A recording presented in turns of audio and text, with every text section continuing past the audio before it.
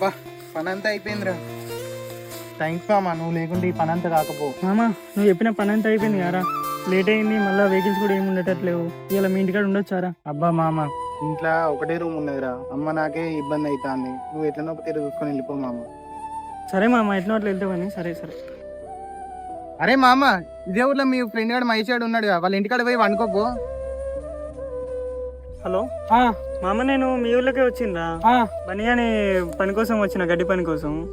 ఇది night late అయింది, మీ ఇంటికాడ ఉండొచ్చారు ఇలా? ఏ లేదు మా ఇంటికి వీలు కాదురా. లేదు మామ, వెహికల్స్ కూడా లేవు.